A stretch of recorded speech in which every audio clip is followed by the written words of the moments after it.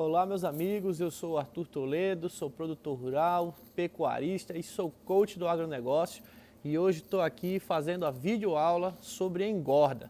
Nessa série de vídeos que eu estou falando sobre as fases da pecuária de corte, hoje o tema é a fase final desse negócio, né, o final desse ciclo, que é a fase da engorda, né? Então, o que consiste a fase da engorda?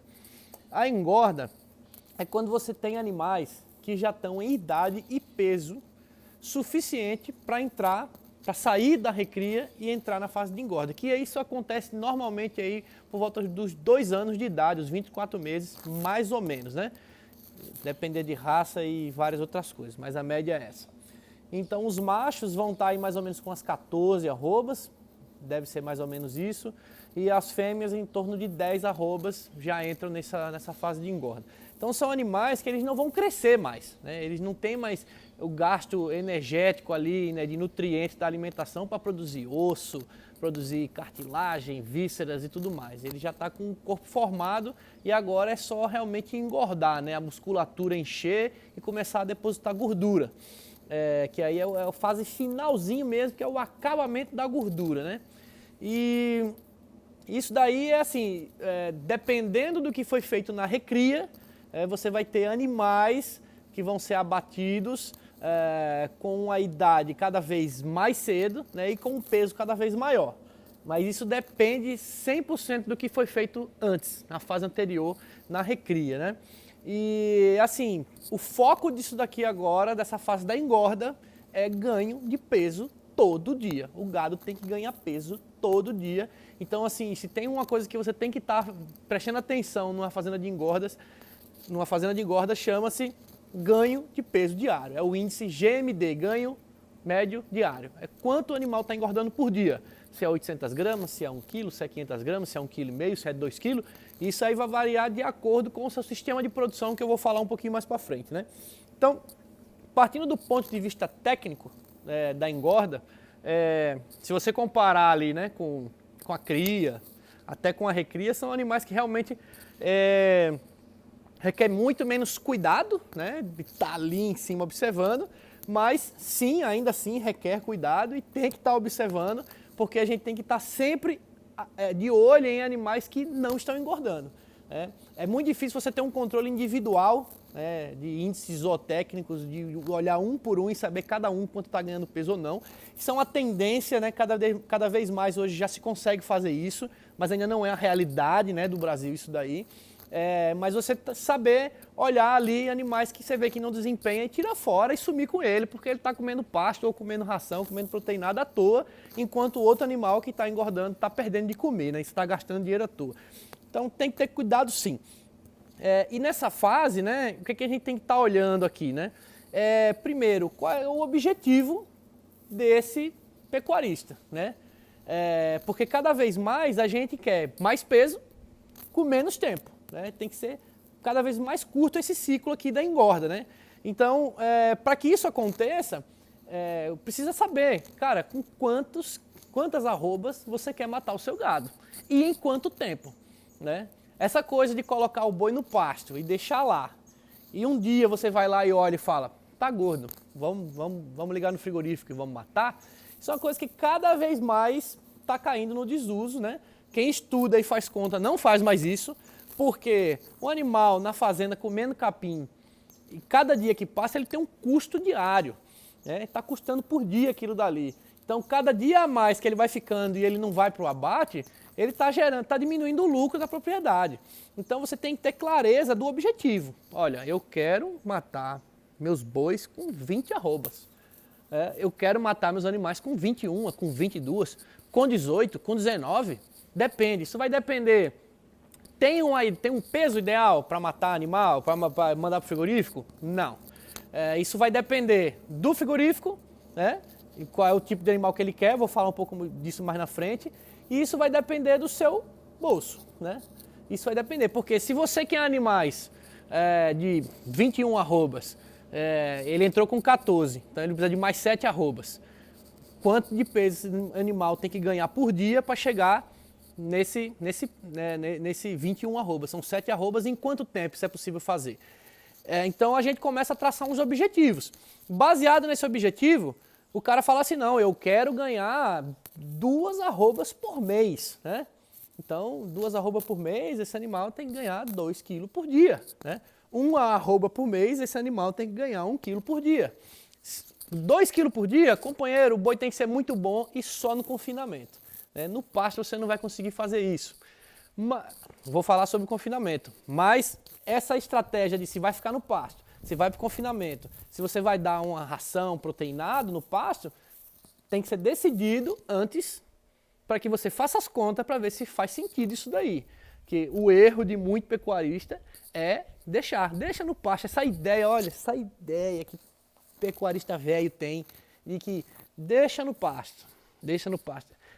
Não vou falar antigamente não, que ainda hoje tem gente que faz isso, mas né, há 20 anos atrás, boi se matava com 5, 6 anos.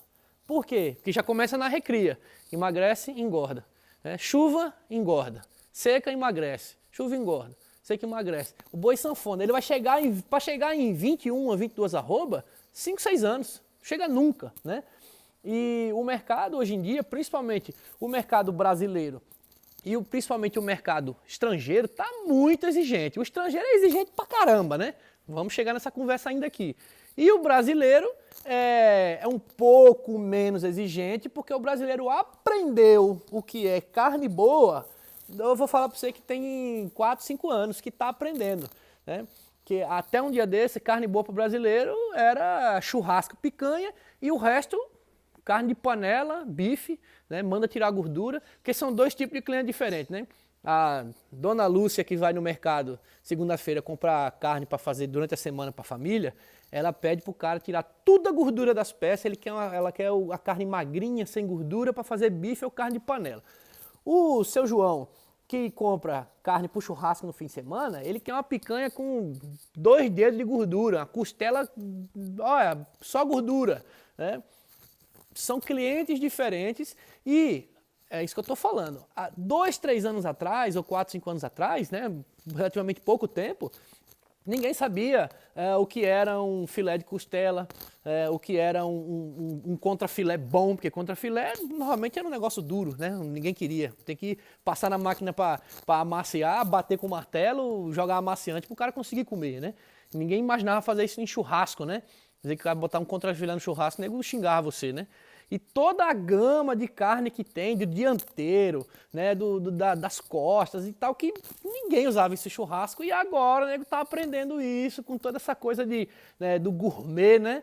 Chegou aí o cara ensinando, o pessoal ensinando o que é carne boa, então tá se começando agora a ter a demanda por carnes especiais no mercado brasileiro, mas isso ainda não é a realidade. A realidade do Brasil é boi commodity.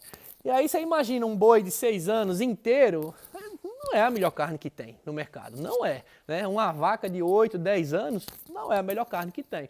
E acaba que sempre, por muitos anos, foi isso que acabou ficando aqui no mercado brasileiro, porque os cortes melhores, né, de maior valor, de carne melhor, acabam indo para fora. Vou falar sobre isso aqui quando eu falar a parte de comercialização. Então tudo isso vai estar atrelado, né? Peso de abate pelo tempo, isso vai estar atrelado junto com o custo de produção que você vai ter para produzir esse seu gado, né? Você pode ter um custo baixo, deixar ele no pasto, mas demorar mais, né? Ou você pode ter um equilíbrio, né? Aí eu vou citar aqui meu amigo Braulio Dornelas, que fala que tem a teoria do TOF, né? O equilíbrio técnico, operacional e financeiro. Você tem que ter esse equilíbrio. Não adianta você fazer o negócio do fim do mundo e você vai vender arroba a R$200, sendo que te custou 195. Ficou muito caro, não adianta, né? Você tem que ganhar dinheiro. Então tem que se fazer conta para que você faça um negócio bem feito. E aí, fazendo essa conta, você vai decidir se você vai deixar teu boi no pasto. Pode ser no pasto? Pode. Tem gente que engorda pasto. Tem custo baixo num certo tempo. Ok? Tem. Eu conheço bons exemplos, né? Vou até que dar um exemplo aqui do amigo Matheus Arantes, lá de Três Lagoas, que ele tem um sistema lá de integração lavoura-pecuária que o gado dele vai só no pasto. Ele abate macho aí com 21 arroba, 20 arrobas com 36 meses, né? Acho que, se eu não me engano, os números deles é mais ou menos isso daí. As fêmeas, 16 arrobas, tá morrendo com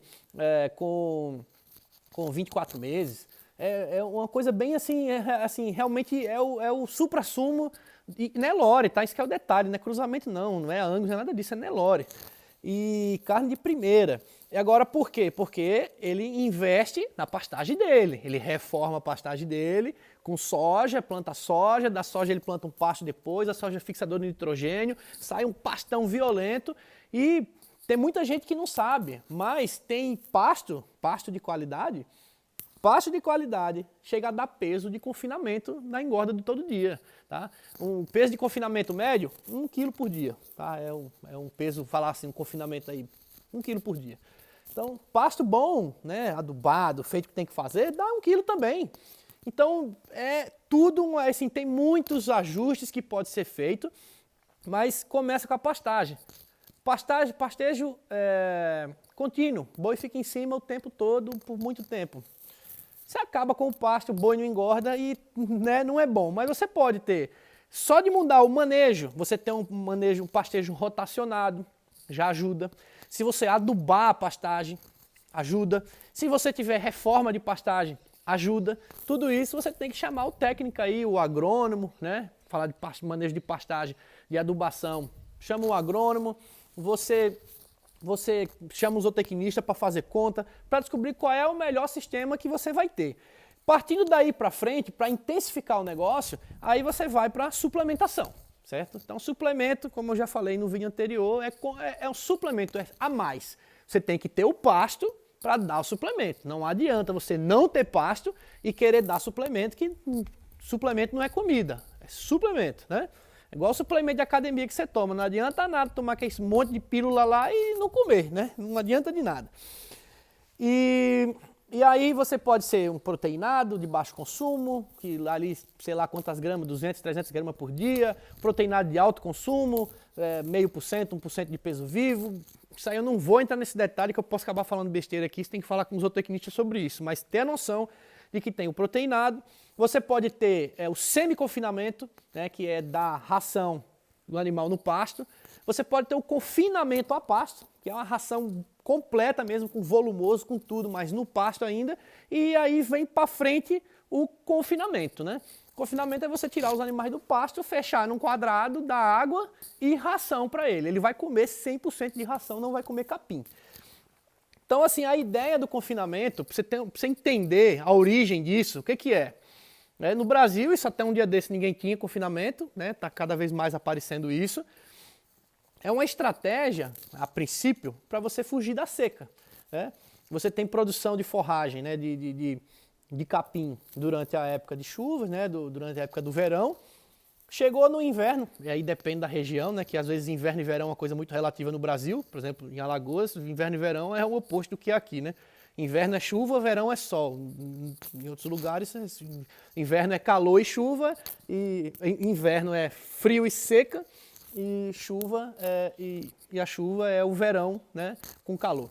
Enfim, chegou na seca, não tem capim, né? Não tem capim, você fecha esses animais no confinamento e dá a ração para eles e espera até voltar o pasto. Quando voltar o pasto, aqueles animais ali que já deu peso de abate, você manda para o abate, aqueles que não deu, volta para o pasto, né?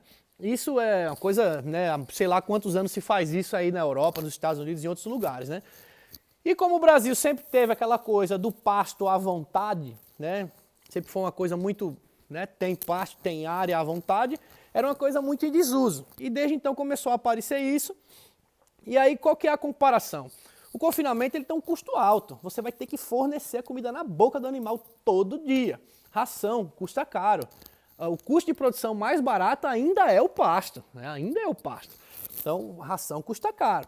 E aí, o forte do confinamento no Brasil é a época de seca, certo? Porque a época de seca é onde falta boi no pasto, boi gordo, né? Pouca gente vai ter boi gordo no pasto. A maioria do boi, muito boi vai estar no confinamento, né? E o boi que está no pasto não está gordo. E o confinamento, o preço do boi sobe porque não tem boi gordo no mercado, o preço do confinamento fica bacana. O custo dele é alto, mas como o preço da arroba sobe, compensa pra caramba esse negócio. O confinamento em época de águas já é mais complicado. Porque em época de águas todo mundo tem boi no pasto, gordo, e aí tende a baixar a média do preço do boi gordo e o confinamento passa a ser não tão bom assim, né? Desce bastante a margem, chegando a ficar até assim, olha, não compensa. Você vai dar ração, quando for vender o boi, o preço da arroba, você gastou mais do que ganhou, né? Então, na verdade, você perdeu o dinheiro. Então, né, tem essa coisa. Só que hoje em dia, o que acontece? O confinamento, ele permite que você tenha grande escala, né? Num lugar onde você tem 100 cabeças, dá para você ter 1000 boi fechado no confinamento. Só que você tem que ter área para produção de ração ou muito dinheiro para comprar ração, porque ração é muito caro, né? E tem uma coisa que eu ouvi, né, quando eu fiz um curso de manejo nutricional de gado de corte, formulação de ração, doutor nutricionista, né, veterinário nutricionista, que ele falou assim, se você pudesse escolher apenas um item, tá, de um confinamento, uma fazenda de engorda e do confinamento, um item para você investir, invista no volumoso, invista em produzir o volumoso da ração. O que é o volumoso? Para você que não entende, talvez, porque a maioria do pessoal, né, do boi entende o que é isso, mas se você não entende o que é o volumoso.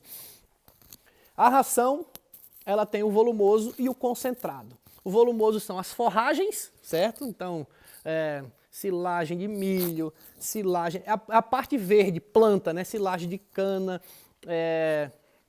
capim, silagem de capim, é a parte que dá volume, onde tem fibra, energia, não vou entrar nesse detalhe para não falar besteira.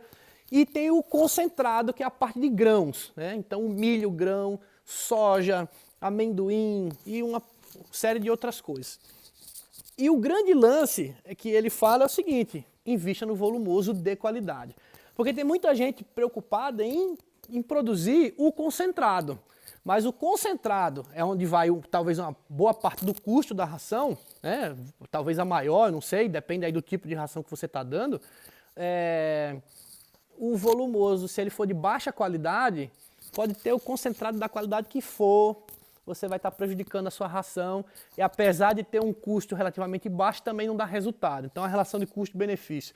Então investir no volumoso de qualidade a baixo custo, né? Porque comprar volumoso também é caro. Então você produzir o seu volumoso para produzir a sua ração num custo baixo. E aí o grande X aí, né, do custo do confinamento está justamente em você encontrar na sua região, onde você vai ter o confinamento, quais são os subprodutos e produtos de outros setores que você pode usar na sua ração para complementar a necessidade nutricional da dieta, né? Então você vai achar casquinha de algodão, farelo de soja, bagaço de cana, polpa cítrica. Polpa cítrica é resto de fábrica de suco de laranja, sabe? Moia aquelas laranjas tudo, suco vai para exportação, fica o bagaço da laranja lá, daquilo ali ele faz a polpa cítrica que vira comida para o confinamento. Então tem uma série de coisas que isso varia de acordo com a região. São Paulo tem um tipo de coisa, em Minas tem outro tipo de coisa, no Nordeste tem outro tipo de coisa, que aí é a sua experiência, a sua visão de procurar o que você tem barato na região que você pode usar no seu confinamento e entre dentro do seu custo de produção que compensa usar aquilo, né? Vou dar um exemplo, que tem muita gente que não gosta, né, de falar bagaço de cana. Bagaço de cana, quem está perto de usina é muito bom, né? Porque é muito barato, mas não tem tanta qualidade nutricional. É um negócio de mais fibra, de baixa digestibilidade, de baixa palatabilidade, o gado não gosta muito de comer, né? Então você vai ter que realmente pegar um nutricionista para fazer a formulação da dieta baseada no que você tem disponível, o preço disso daí e a dieta mesmo, a quantidade de proteína, a quantidade de energia, a quantidade de gordura, tudo isso igual faz para uma pessoa, a nutricionista vai lá, você sente, ela faz um plano nutritivo para você lá, a sua dieta, faz para o boi também, tá? Tem software que faz isso, mas tem que ter a pessoa ali que entende para fazer isso para você, porque senão você faz muita coisa errada. A dieta sai muito cara, a ponto de não compensar, você está com esse gado no confinamento, a diária vai sair muito cara, E outra é que você pode chegar até a matar os animais, tá? Existem situações que você dá um desequilíbrios metabólicos nos animais que dá uma série de doenças e uma das coisas que pode acontecer é matar os animais. Você fecha os animais, ele só tem aquilo para comer, ele não tem pasto, não tem outra alternativa, ele vai comer aquilo dali porque ele tem fome e dá uma acidez metabólica, e tem que chamar quem entende para falar, para não falar besteira. Você chega a matar um rebanho, tá? Ureia, tem uma série de coisas aí que se você errar da mão, você mata o seu gado. Então, uma coisa que eu falo, que muita gente me pergunta assim, olha, eu tenho uma propriedade assim de 10 hectares, eu estava pensando em fazer um confinamento. A minha primeira pergunta é, você mexe com gado já? Não, nunca mexi com gado, quero mexer agora. Não faça isso. Tá? O confinamento, ele é de 0 a 10, as fases, né, da dificuldade, do risco e da necessidade de conhecimento operacional e técnico. De 1 a 10, o confinamento é o número 10. O cara vai mexer com confinamento, ele tem que ser o mestre do boi. Ele tem que saber de tudo de boi, do manejo de pastagem, do boi tá engordando, de olhar coxo para ver se o boi está comendo, se não está, quanto que está sobrando, das fezes, olhar as fezes do animal e ver se aquelas fezes estão com muita fibra, se ela está muito seca, se ela está muito mole. Isso entrega a dieta, se está boa ou se não está, para você poder ter um confinamento. Porque se você entrar num confinamento sem saber os outros 9 degraus, né, da escada, é a mesma coisa, a escada tem 10 degraus. Você do 1 querer pular pro 10, o tombo é feio, né? O tombo é feio, perde dinheiro mesmo, tá? Prejuízo, morre animal, pensa no negócio errado, é o cara que entra no confinamento sem nunca ter mexido com gado.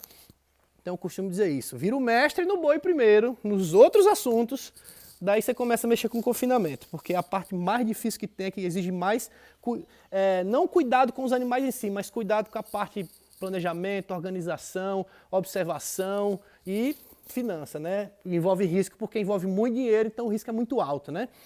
O risco de você perder dinheiro, né? E aí eu vou falar sobre a questão comercial, tá? A questão comercial da engorda, ela, na parte da compra, de você comprar os animais, ela é similar à da recria, né? Comprar animal bom, descartar animal que não presta na hora que vai comprar.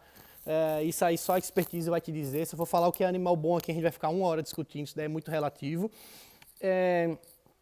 E tentar comprar abaixo do preço, tá? Por quê? Porque quando você vai matar o boi gordo, hoje está R$200 arroba, exemplo. Quando você vai comprar o boi magro, está 220, 225, 230. Tem um que a gente chama de ágio. O preço do boi magro, ele tem uma porcentagem maior do que, é mais caro do que o preço do boi gordo. Assim também o preço do bezerro, lá no começo da recria, é mais caro do que o preço do boi magro, né? O boi gordo é a arroba mais barata que tem. Vai diminuindo o animal, vai aumentando o preço da arroba, tá? Um bezerro é a arroba mais cara que tem. O boi gordo é a arroba de menor valor no ciclo da pecuária, né? Então, para você compensar essa diferença de 10% no ágio, você vai compensar engordando o gado. Então, você tem que tentar ganhar na compra, 1%, 2%, 3%, quantos por cento você conseguir comprar, você tem que ganhar para poder ter resultado bom. E aí vem para o outro lado do negócio, da parte comercial, que é a venda, né? Como eu falei no começo, né, o objetivo aqui do negócio é vender boi gordo, né? Então, o boi gordo, quem compra boi gordo? Quem é o cliente? Frigorífico. É carne para o mercado atacado de carne, que é o frigorífico, né, que é a indústria, né? A indústria que vai comprar esses animais. E aí é completamente diferente o negócio de você, na cria, você vende bezerro para o recriador, para um produtor rural. A recria vende garrotes, novilhas, enfim, animais de uma certa idade para o pecuarista que vai engordar, né, o confinamento, ou a pasto, mas você vende para um pecuarista. O cara que faz engorda, né, esse pecuarista que faz engorda, ele vende gado para o frigorífico. Então, tem seus prós e contras disso daí. Qual que é o pró disso? Boi gordo é dinheiro vivo, tá? Boi gordo é dinheiro vivo. É só você matar ele, limpar, que é carne, e carne vale ouro, né? Todo mundo compra, todo mundo quer, então tem uma boa qual que é a palavra? Não é volatilidade, não. Liquidez, tá? Tem uma boa liquidez. Então, você quer vender boi gordo, todo dia tem gente comprando boi gordo, tá? Não tem erro. Isso aí é fatal. Só que, do outro lado, quem dá o preço não é você que está vendendo, que liga, olha, eu tenho um boi para vender e eu quero 100, 200 reais na arroba. Você liga no frigorífico e pergunta, estão pagando quanto no boi? Né? Por quê? É escala, eles compram muito. Né? Então, assim, quem domina a negociação ainda é o frigorífico. Mas isso depende, porque isso varia da época. Né? Como aconteceu no ano passado, o disparo da arroba do boi, isso inverteu. Né? Por isso que o preço da arroba subiu tanto. Porque não tinha boi, o frigorífico estava pressionado com a exportação comprando, quero, que eles teve que, ó, eu pago 210 e o cara, não entrego. Eu só entrego por 220. E vou ter que pagar. Então inverteu isso daí. Mas isso não é o normal, tá? Isso não é o normal da negociação. O normal é você ligar para o frigorífico, fulano, quanto estão pagando aí? É tanto, é 200. Você pode pular para um lado, pular para o outro, ligar para o outro frigorífico, ligar para o outro frigorífico. Um vai estar pagando 201, o outro vai pagar 198. Não vai mudar muito, tá? Vai mudar R$1, R$2 ali, não vai ter muita mudança. Então, assim, o preço é o preço e acabou. Porém, com alta liquidez. Se você quiser vender, tem. Tá? Tem situações óbvias de negociação que você liga para vender e o cara fala que não, ó. Ixi, escala só para daqui a 15 dias. Mas aí é questão de mercado, né? É questão de... É como eu falo em toda... Acho que falei na aula passada assim, quem que está precisando? Sou eu que estou precisando vender ou você que precisa comprar? O cara que tem boi no pasto e tem pasto, ele não está precisando vender. Tem o boi aqui, se você quiser você pode vir buscar, né? Quero vender, mas tá aqui, não deu preço, deixa no pasto, né? O cara que tem boi a pasto e está sem pasto, ele já tem que vender, né? Tem que vender porque o gado vai emagrecer. E o cara que está no confinamento, ele tem que vender, tem que vender, tem que vender. Ele deve estar gordo, tem que vender, porque cada dia mais que ele está lá, ele está custando, está comendo ração, e aí o lucro que ele ia ter vai embora nesses dias que ele ficou a mais, né? Então, é o seguinte, existe uma diferença no perfil do tipo de produtor como investidor, perfil de investidor do produtor, tá? Então, você vai encontrar produtores, pecuaristas que são mais conservadores em relação à comercialização. Então, o que é que ele prefere? Ele prefere usar as ferramentas de travamento de preço. Frigorífico grande, de uma forma geral, sempre dá essa opção. De você fechar um contrato previamente. Olha, daqui a 6 meses eu vou ter 300 boi gordos de tantas arrobas e qual que é o preço? Ah, daqui a 6 meses, vamos ver aqui o preço. Tá, o preço é tanto, daqui a 6 meses eu pago esse preço. Fecha um contrato, daqui a 6 meses pode trabalhar sossegado em garantir o teu custo de produção para que aquele valor de arroba te dê lucro. E fim de papo. Já tem outros pecuaristas que são mais arrojados como investidor. Ele não quer travar o preço daqui a 3, 4, 5, 6 meses, porque vai que o preço sobe. Né? E isso acontece, mas também vai que o preço desce. Né? Isso também acontece pra caramba. Então, existe aí ferramentas de você travar preço com uma variação. Se subir tanto, o frigorífico assume, se descer tanto, o frigorífico assume a diferença, né? Paga a diferença. Tem esses ajustes, tem seguro que você paga R$1 a mais, R$2 a mais na arroba, e você está garantido ali se subir ou se descer muito. Mas só para você ter uma ideia do exemplo, tá? Ano passado,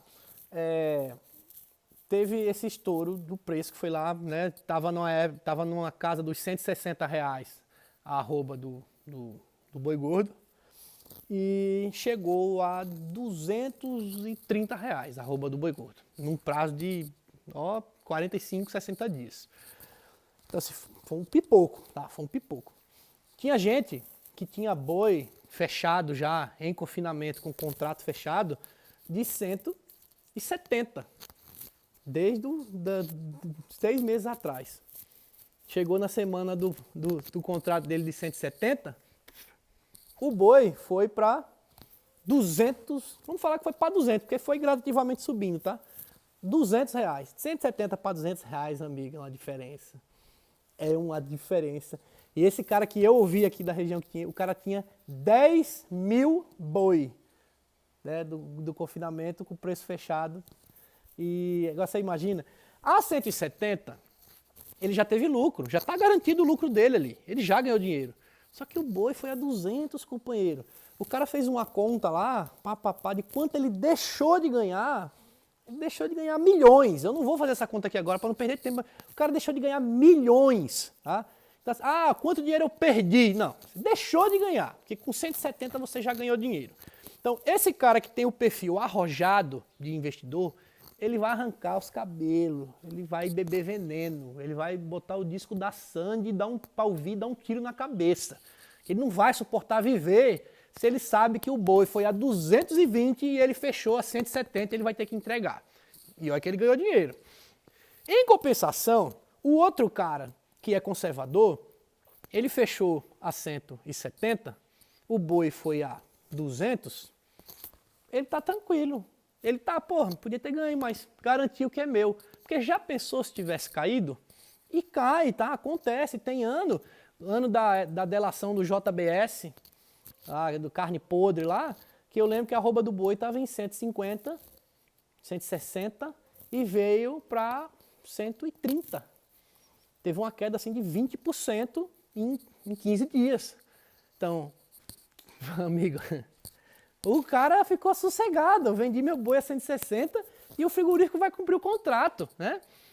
Então, aí, né, isso envolve quem é o cara por trás do negócio, quem é o dono. Se é o cara que prefere dormir sossegado porque o preço dele está garantido, ou se é o cara que gosta da emoção de ganhei dinheiro pra porra, mas ele assume que se baixar ele perde dinheiro. Isso aí é individual, cada um tem um perfil para isso. E aí falando sobre a negociação que você faz com o frigorífico, se você nunca vendeu gado para frigorífico, não faz ideia do que é, eu vou falar de forma bem simples, tá? Existem basicamente duas formas de você vender o gado para o frigorífico. Ou no peso vivo ou no peso morto, tá? O que é o peso vivo?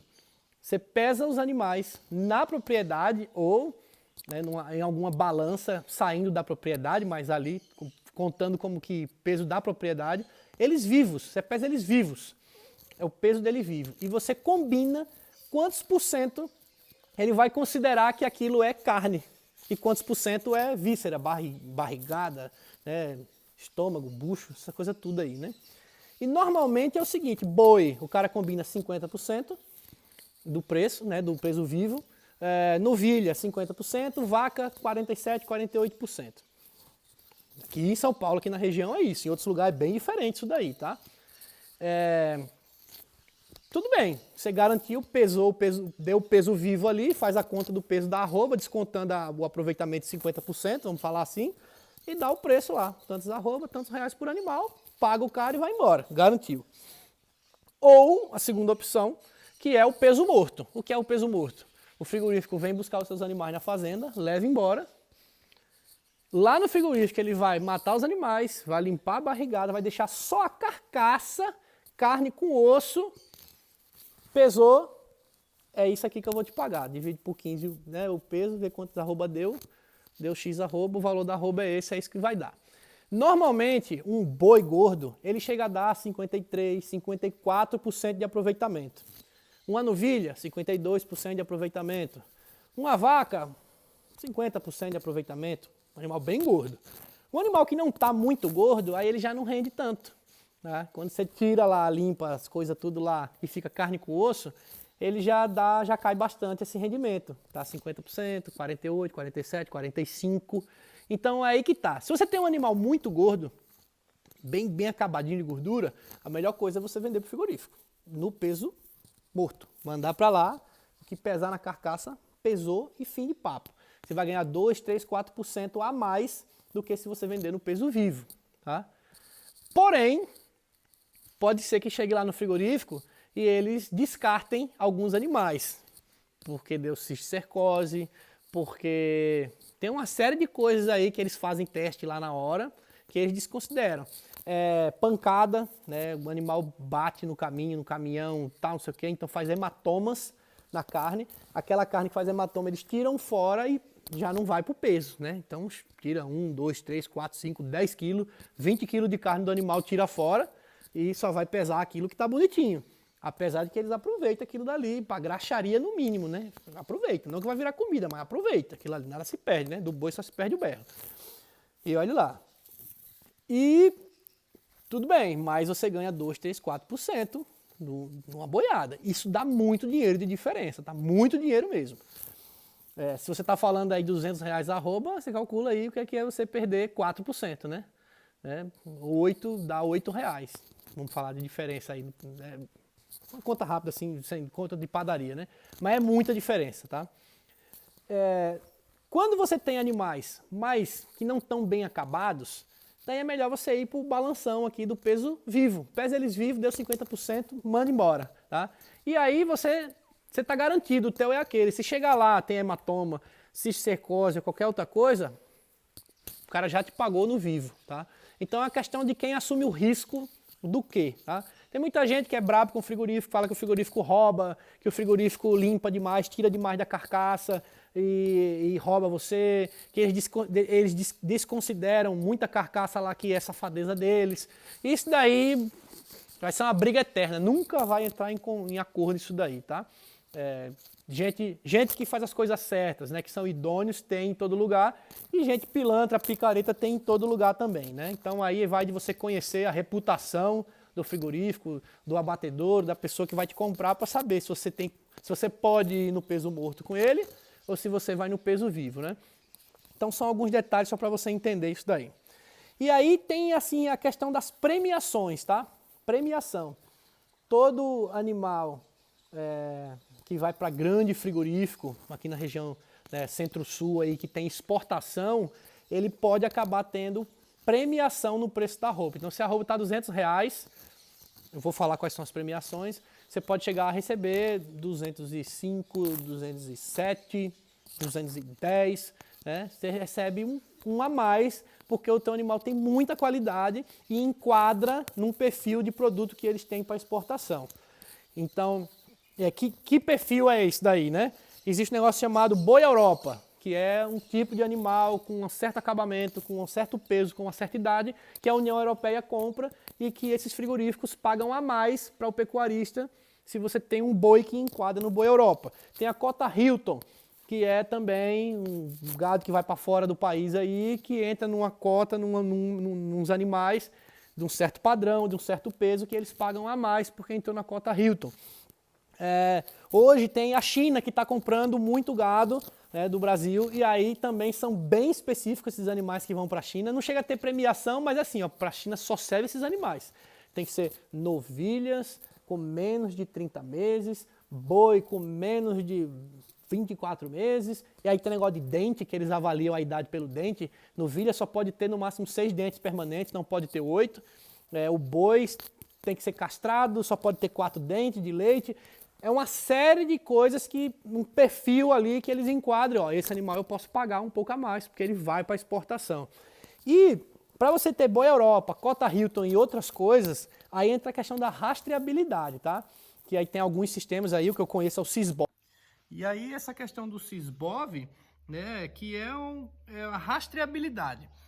Você cadastra os animais que entram na propriedade, coloca um brinco nele, uma numeração, e aquele animal ele fica rastreado num sistema, da onde que ele veio, para onde que ele vai, o que é feito nele, quanto tempo que ele está ali, tudo um monte de informação desse animal. E isso, alguns frigoríficos e algumas premiações dessas, se você tem Sysbov, você tem esses prêmios a mais. Só que o Sysbov ele tem custo, né? Tem esse custo de cadastro de animais, de manutenção, de inscrição, e precisa de um certo cuidado da propriedade em manter o sistema alimentado com essas informações, em ter esses bois aí cadastrados, com as informações certas, que em muitas situações não se aplica em algumas propriedades esse tipo de controle, né? Então tem que ver qual é a necessidade, né, do produto que você tem com a realidade da propriedade para ver se vale a pena ter. Eu acho que é óbvio, se você tem ideia de vender um produto diferente, que tem uma capacidade de entregar um preço agregado, um valor ali maior para a indústria, eu acho que vale a pena, né? Mas aí depende da realidade de cada um. E aí, para finalizar, é sempre aquela questão assim, o que é que o mercado quer? Você tem que entender o que é que o mercado que compra o teu boi gordo quer e fazer o produto destinado a ele, né? Ou destinado a uma parte maior do mercado, para não depender de apenas um comprador, né? Aquele cara compra gado assim, assim, assado, e você fica só atrás dele, né? Uma coisa que eu aprendi, eu vi numa palestra o cara falando assim, é o seguinte: não se meta a produzir boi de qualidade sem um bom contrato com o frigorífico, tá? Porque o custo é maior, você vai ter aí uma despesa com os animais, uma despesa operacional maior, que às vezes não pode ser que não represente o ganho futuro real, porque por algum motivo chegar lá na frente o frigorífico dá um pé na sua bunda e fala que então boi é preço de boi, tá R$200 hoje e azar é seu. Então nessa hora é bom ter um contratinho sim com o frigorífico, tá? Então, pessoal, eu acho que eu falei tudo que eu tinha para falar aqui. Eu acho que falei até demais, mas esse assunto é muito longo, rende muito assunto isso daqui. Dá para focar só na parte técnica, dá para focar só na parte de adubação, dá para focar só na parte de nutrição, dá para falar 1 hora só de confinamento e ainda assim, ainda vai faltar tempo, né? Então, assim, é para vocês terem uma ideia sobre o que se trata, os principais pontos da engorda. E se você gostou desse vídeo, você curte o vídeo aí no YouTube, ajuda a gente, compartilha, manda para seus amigos. E assista os outros vídeos da série se você não viu até agora e aguarde os próximos que vão sair em breve, tá? Muito obrigado e até a próxima.